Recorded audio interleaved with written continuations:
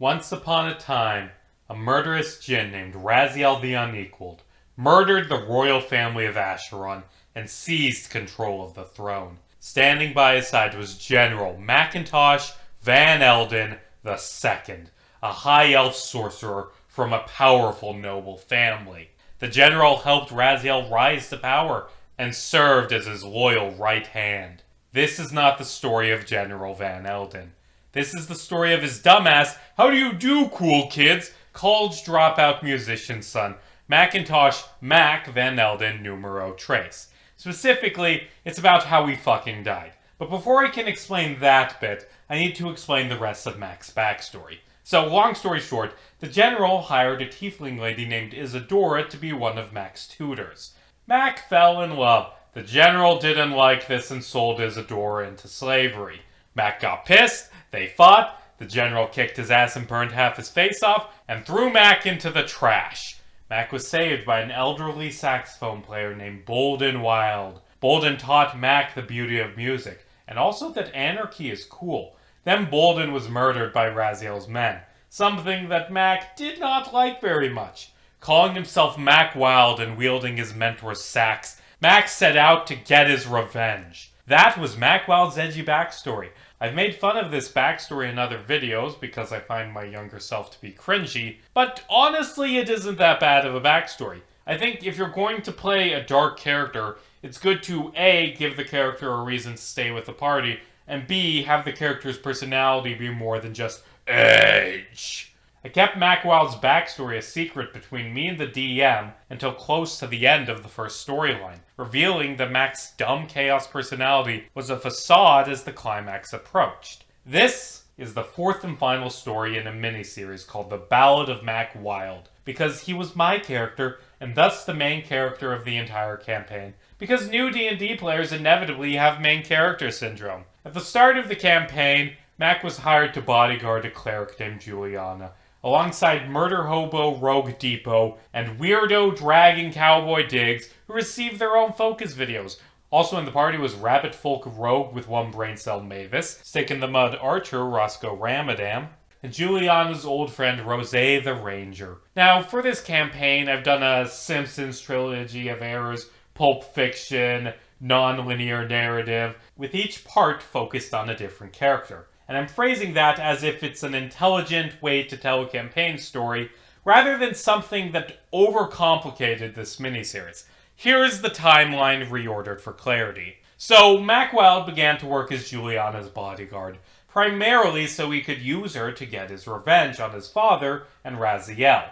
But as he dicked around with the rest of the party, exchanging pranks and failing to rob stores, he began to care for them. When he learned about Juliana's dead family, he felt this massive spike of empathy and decided to kill Raziel for her just as much as for himself. As the party was preparing to break into the palace and kill Raziel, Mack found a terrible report, written by his father. He learned that General knew Mack was still alive, and that he was involved in rebel activities, and that he was trying to find Mack so he could kill him. Mack, naturally, freaked the fuck out. He drank himself to sleep and woke up in the woods wearing a Speedo. He walked ashamed back to the party and told them everything. The party sympathized with Mack's sad backstory. Depot, hand on Mack's shoulder, promised to make his son of a bitch father pay. The party bombed their way into the palace through the sewers, killed some minions with the Speedo, and came face to face with General Macintosh Van Elden II. As Juliana and the others went ahead to fight Raziel, Mack and Depot took on the general. Mack froze the general with hold person as Depot ran up and slashed him with his sword. The general broke free of the hold person and struck Depot with a blast of flames. This did next to nothing because Depot had a cool fire resistance. Mack decided to end things himself. He charged forward, dropping his sword as he ran. He grabbed his saxophone and swung it like a club, cracking the elder Van Elden's skull. As his father's body hit the floor, Mack reached into his pocket. He pulled out a World's Best Dad keychain he bought specifically for this purpose and placed it on his father's face. Mack and Depot caught up with the others, and together they killed Raziel the Unequaled. Juliana's god showed up and saw Mack's broken saxophone. She fixed it, transforming it into a Horn of Blasting. A cool magic item that does a bunch of damage and also has a 1 in 5 chance of blowing you up every time you use it. In hindsight, this is actually a really crappy magic item. A wand of fireballs is the same rarity, does more damage, and doesn't kill you if you roll low. As the first half of the campaign drew to a close, Mack told the rest of the party he loved them, that they were his family. He made a promise that if any of them ever needed help, he would drop everything and come at a moment's notice. It took 5 years before one of them called in that oath. During those 5 years, Mack didn't talk to the party once. He was dealing with some shit, okay? Juliana summoned Mavis, Rose, Depot, Diggs, and Mack back to Acheron and gave them a new quest: finding the lost heir to the throne of Acheron. The kingdom had fallen into chaos thanks to the power vacuum killing Raziel created, with Juliana begrudgingly working as the acting leader, fending off multiple assassination attempts from new would-be rulers. Juliana hoped re-establishing the monarchy would bring peace to the country. Now, both Mack and myself thought that the idea of hereditary monarchies were terrible, but Mack was a man of his word. Besides, I'm not going to be that guy and just say, "Fuck the second half of this campaign, I refuse to participate because I dislike a common trope in fantasy media." I'm not that guy. Juliana also introduced the party to Sanatir, an Aarakocra warlock who liked to collect skulls and became the party's 6th ranger. There was a running gag about him talking about his patron, a demon prince of lust he called Bone Daddy. Not to be confused with Raziel, who the party nicknamed Big Daddy, or Mack's actual daddy. There was a lot of daddies. Mack was a daddy. Side note, I didn't remember Sanatir's name, so I checked the D&D Beyond campaign page to find it, and as I did so, I saw Diggs' character sheet. I learned Diggs' last name again. I am tempted to keep it a secret from y'all, but fuck it. Dekashmergarsh. His name was Diggory Dekashmergarsh. When Mack returned, he wore a heavy black cloak that hid his entire appearance. After a few hours of acting mysterious, Mack removed the cloak, revealing what had happened.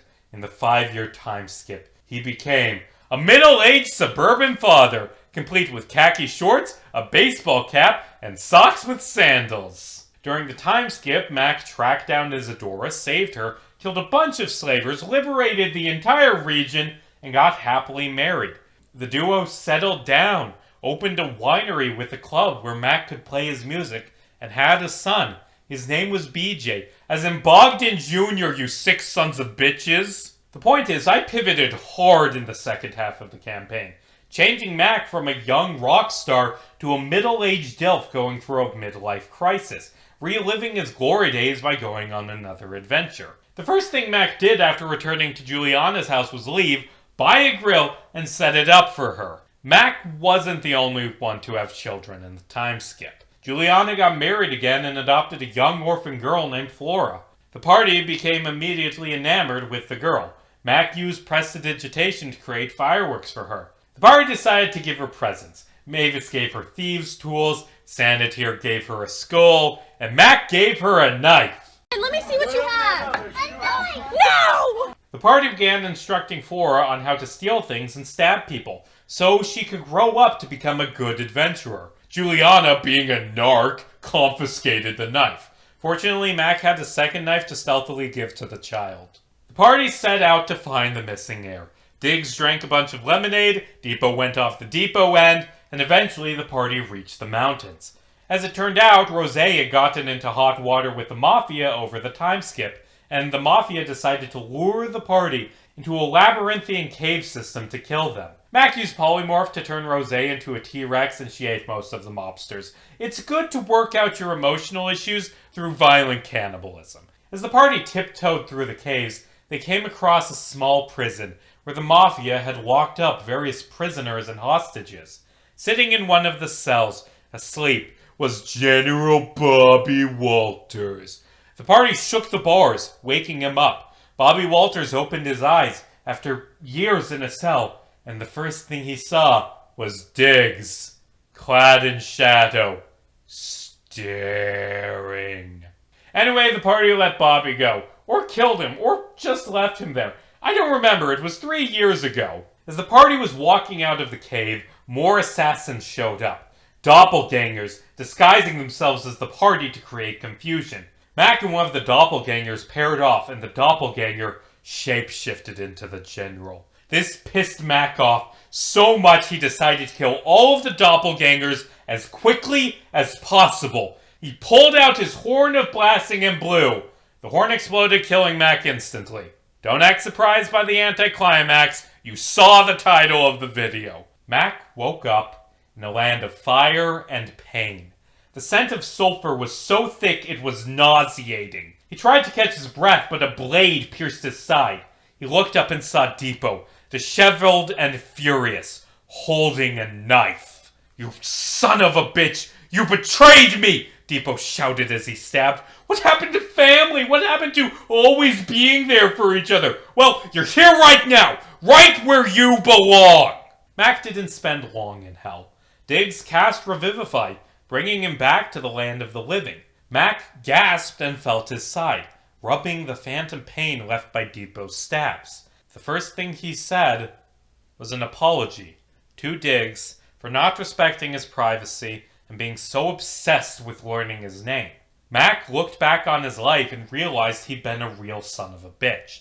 Attacking Derek, pranking Roscoe, robbing the store, ditching his wife and 2-year-old so he could go hang out with his friends. Mack was better than Depot, but only barely. He wasn't chaotic good. He was chaotic neutral, verging on chaotic evil. Mack Wilde was hell-bound. But thanks to his friends, he had another chance. This is a bit out of order, but when Mack next met with Juliana and Flora, he took the knife back. He told Flora that her mother didn't want her having knives, and that he'd give it back to her when she was older. He gave the little girl a flute and promised to teach her to be not a warrior who spent her life fighting, but a musician who made people smile like Bolden had taught him. After his little trip to hell, Mack never again did anything I would call morally questionable. So, let's get back to the princess stuff. The party eventually met Blair, a teenage girl whose parents were killed when Raziel rose to power. The party deduced pretty easily that she was the lost princess. Now, when the party first set out, Juliana gave them a magic crown owned by the royal family that glowed when placed atop a royal's head, so they could identify the true heir. Mack told the party to let him handle it and pulled the crown out. He explained its magic to Blair and handed her the crown. She placed it on her head and it didn't glow. Mack asked Blair how she felt. Blair said she was disappointed. Mack asked why, and she said she always wanted to know who she was and thought maybe she could use her power to help people. Mack then revealed the crown he'd handed her was a fake one he created by using illusion magic on Depot's cardboard crown. He handed Blair the real crown, which glowed like the moon as she touched it. Blair said that was a mean trick. Mack said, "Look, I don't know if you'll be a good leader. Frankly, I'm not fond of royalty in general, but you want power for the right reasons. That's enough for me to take a chance on you. And besides, if you aren't a good leader, we'll be around to get rid of you." Just kidding. But we will. The party brought Blair back to the capital. But before she could be coronated, Sanditir stole the crown and flew away. When the party caught him, he explained that Bone Daddy had been delighted by all the chaos the power vacuum had brought and found the idea of peace to be utterly boring. Because Bone Daddy owned Sanditir's soul, Sanditir was forced to do what he said or die. The party's response was simple. "Fuck this! Let's go to hell and get your soul back." So Mack Wilde, Mavis, Diggs Dakash Mergarsh, Dagobah, and Sanditir opened a portal to hell and stormed over to Bone Daddy's palace. Along the way, they picked up an old friend, Depot. They felt bad about how things had ended. Besides, they needed all the help they could get. The party charged into the Hell Castle and threw everything they had at Bone Daddy. Attack after attack failed to pierce his hide. Mack had one more trick up his sleeve. The spell Animate Object. See, when Mack bought a replacement sax for himself and a flute for Flora, he also bought a dozen kazoos. As Mack stared down the Prince of Hell, the kazoos came to life, playing him back up to his saxophone as they flew from his pockets and struck Bone Daddy like missiles. The DM ruled animated objects don't deal magic damage, so the kazoos just bounced off and fell to the floor. Well, shit. Fortunately, one more party member had an idea. Depot reached into his pocket, pulling out a piece of candy. He ate it. Seductively. Are you attempting to seduce a prince of hell? Bone Daddy growled. You couldn't handle me, Depot said. The prince laughed. Fine, I shall give you the bird's soul and leave Acheron alone, if you leave me this one. The party was hesitant to leave one of their own behind, but Depot insisted they leave him. He turned to the party and said, Tell Derek I said, to eat a dick! I'm fucking a prince now! That's way better than a fucking actor! And that's how the final battle of the campaign ended. Mack Wilde moved his wife and son back to Acheron, so he could be with both of his families. He played music for the masses. He taught Flora to be a good bard. He mentored Blair to be a good queen. And they all lived happily ever after.